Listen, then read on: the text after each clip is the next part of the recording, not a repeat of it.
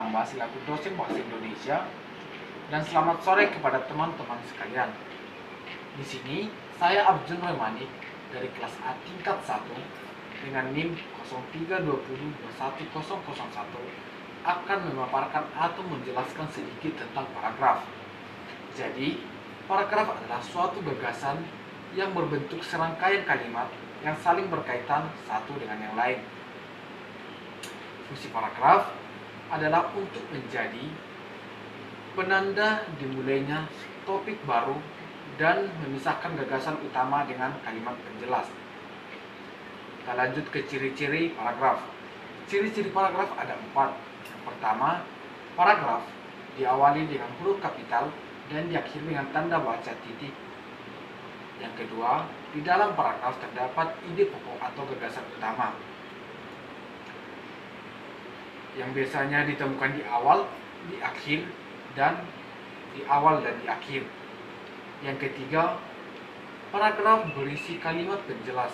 Fungsinya yaitu untuk menjelaskan kalimat utama atau ide pokok tersebut. Yang keempat, paragraf berisi 3 atau lebih kalimat. Kita masuk ke macam-macam atau jenis-jenis paragraf. Yang pertama, paragraf narasi. Paragraf narasi adalah paragraf yang menjelaskan atau menceritakan suatu peristiwa atau kejadian. Ciri-ciri dari paragraf narasi ini yaitu yang pertama, menceritakan suatu peristiwa. Yang kedua, terdapat pelaku di dalam paragraf tersebut. Yang ketiga, ada latar waktu kejadian tersebut dengan jelas. Yang kedua ada paragraf eksposisi. Paragraf eksposisi adalah paragraf yang di dalamnya berisi informasi tentang kiat, teknik, dan teori sehingga dapat menambah wawasan dan pengetahuan pembaca. Lanjut ke ciri-ciri paragraf eksposisi, yaitu yang pertama mengandung unsur 5W dan 1H, yaitu what, when, who, where, why, dan how. Yang kedua, memberikan informasi agar pembaca mengetahuinya. Yang ketiga, menjelaskan peristiwa dengan cara. Ketiga adalah paragraf argumentasi. Paragraf argumentasi adalah paragraf yang berisi argumen atau pendapat pribadi penulis berdasarkan perspektif dan sudut pandang penulis itu sendiri, agar pembaca lebih menerima dan yakin apa yang digagaskan oleh penulis tersebut.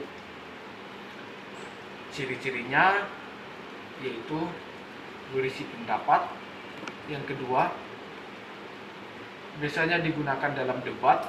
Yang ketiga, biasanya digunakan juga di dalam karya. Yang keempat ada paragraf persuasif. Paragraf persuasif adalah paragraf yang berisi ajakan atau himbauan supaya pembaca mengikuti keinginan dari penulis. Ciri-cirinya yang pertama yaitu penulis meyakini bahwa pembaca dapat diubah dan dipengaruhi. Yang kedua, bersifat mengajak. Lalu kita kelima adalah paragraf deskriptif. Paragraf deskriptif adalah paragraf yang menggambarkan suatu objek sehingga seolah-olah pembaca bisa melihat, mendengarkan, atau merasakan apa yang digambarkan dalam objek tersebut. Ciri-cirinya yaitu yang pertama, menggambarkan benda, orang, makhluk, tempat, dan sebagainya dengan detail dan jelas. Yang kedua, penggambaran yang ditampilkan merupakan hasil dari indera penglihatan, pendengaran, dan perabaan.